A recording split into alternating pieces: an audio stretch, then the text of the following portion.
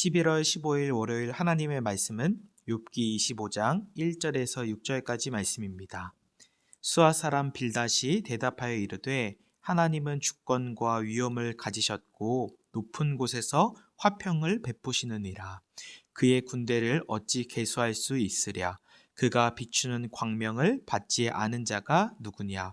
그런즉 하나님 앞에서 사람이 어찌 의롭다 하며 여자에게서 난 자가 어찌 깨끗하다 하랴. 보라, 그의 눈에는 달이라도 빛을 발하지 못하고 별도 빛나지 못하거든.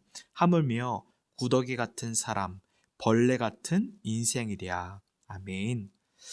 영화 오두막을 제가 봤습니다. 거기서 주인공 맥이라는 사람은 사랑하는 아내가 있고 사랑하는 세 자녀, 아들과 딸, 그리고 막내딸이 있었습니다. 가족이 함께 여행을 간 어느 날 사랑하는 막내딸이 유괴를 당하게 되어서 죽게 됩니다. 그리고 주인공 맥은 페인과 같은 인생을 살아갑니다. 그러다 어느 날 우체통에 편지가 옵니다. 막내딸이 죽은 그 오두막이라는 장소에서 만나자는 겁니다. 그 편지를 쓴 분이 바로 하나님이라는 겁니다. 주인공 맥은 유괴범의 장난일 거라고 생각하고 총을 들고 오두막에 찾아갑니다.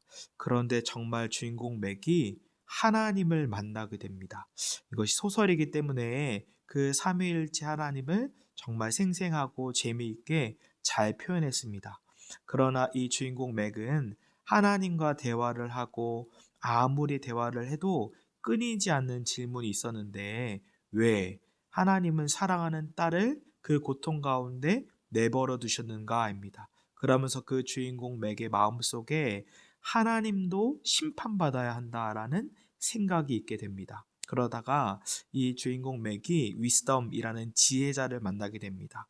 지혜자는 주인공 맥에게 이 보좌에 앉아서 사람들을 한번 심판해보라 라고 이야기합니다.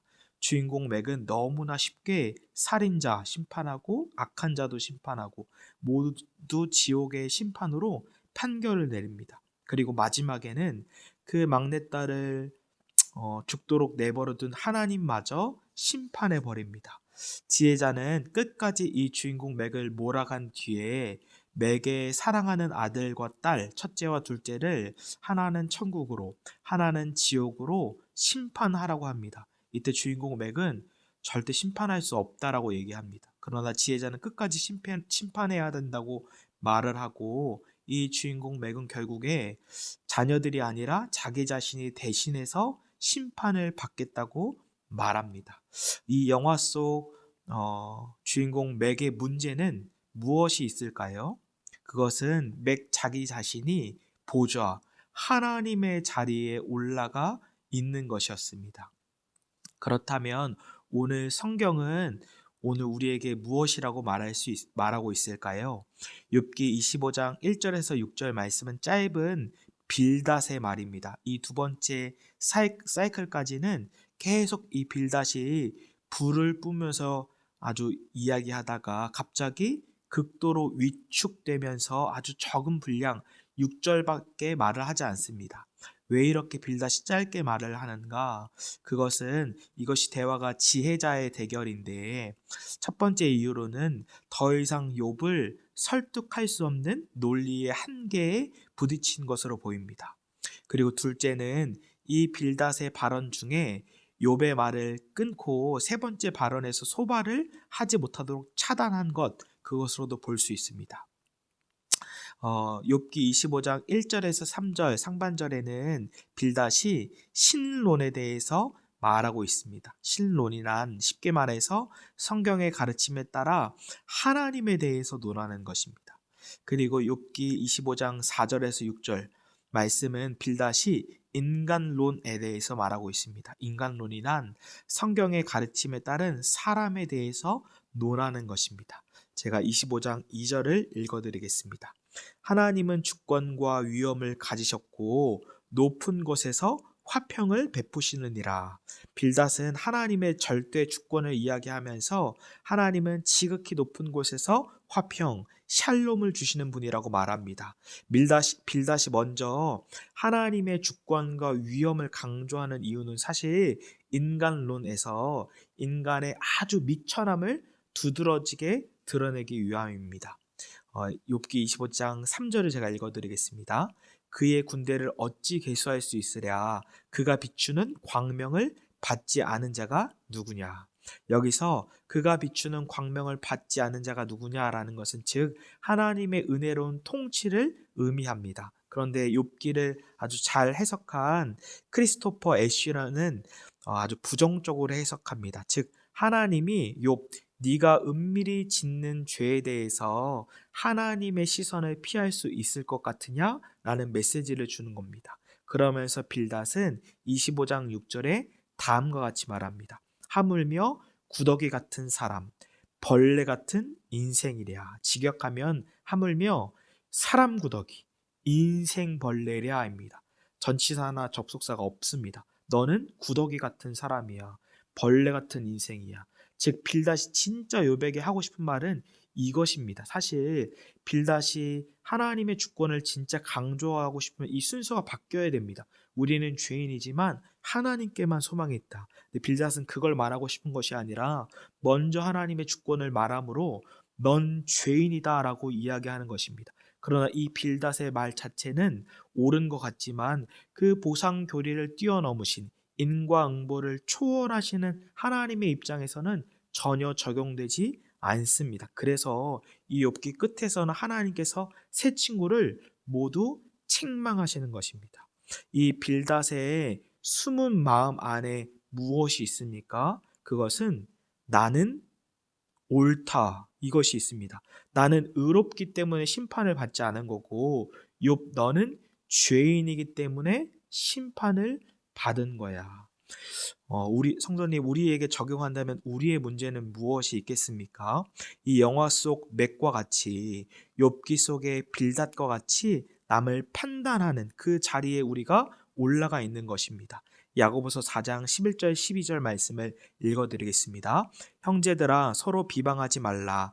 형제를 비방하는 자나 형제를 판단하는 자는 곧 율법을 비방하고 율법을 판단하는 것이라. 내가 만일 율법을 판단하면 율법의 준행자가 아니요 재판관이로다. 입법자와 재판관은 오직 한 분이시니 능히 구원하시기도 하시며 멸하기도 하시느니라. 너는 누구이기에 이웃을 판단하느냐. 여러분 야고보서는 재판관은 오직 하나님 한 분, 구원하시는 분은 한 분이라고 합니다. 그런데 형제를 판단하고 있다면 너는 누구인데 이웃을 판단하느냐? 라고 말하는 것입니다. 기독교 강요, 칼빈이 쓴 기독교 강요 1권에는 이겁니다. 하나님은 창조주 하나님에 대해서입니다. 즉 반대로 인간은 무엇입니까? 우리는 피조물인 겁니다. 2권에서는 구속주 하나님에 대해서 씁니다. 인간은 무엇입니까? 죄인입니다. 우리는 피조물이고 죄인인데 우리가 만약 판단자의 자리에 올라갔다면 우리는 창조주의 자리에 올라간 거고 우리는 나는 옳아, 나는 의인이야 자기 의로 하나님께 나아가는 것입니다. 말씀의 결론을 내리겠습니다. 그렇다면 우리의 죄성, 이 죄로 가득한 하나님의 자리에 올라가려는 이 죄인을 예수님께서는 어떻게 우리를 구원해 주셨습니까? 갈라디아서 2장 20절에는 이제는 내가 사는 것 아니요 오직 내 안에 그리스도께서 사시는 것이라. 즉 그리스도께서 내 마음의 왕으로 이미 오신 것입니다. 이미 성취하고 이미 이루신 것입니다. 우리의 마음의 왕좌에 매일 올라가려는 죄성이 날마다 올라갑니다. 그때마다 우리는 이 빌닷을 반면교사 삼아서 판단하는 것, 나는 옳아라는 것이 아니라 내가 얼마나 죄인인지, 예수님만 나의 창조주 되고 구원자 되시는지를 우리가 인지해야 됩니다. 그때마다 우리가 예수님, 주님의 이름을 부르고 나는 판단자가 아닙니다. 나는 이미 죽었습니다. 예수님이 나의 왕이십니다. 라고 고백하는 성도님들 되시기를 주님의 이름으로 축복합니다. 제가 기도하겠습니다. 하나님 감사합니다. 이 빌닷을 통해 반면교사로 우리의 모습을 돌아봅니다. 우리는 자신이 옳다, 나는 의롭다라고 남을 판단하지 않는지 돌아봅니다. 우리가 얼마나 죄인되고 그리스도만이 우리의 구원자 되심을 우리가 날마다 깨닫을 수 있도록 하나님께서 은혜를 허락하여 주시옵소서. 오늘도 나의 왕이신 예수님만을 붙잡기 원합니다. 예수님의 이름으로 기도드립니다. 아멘.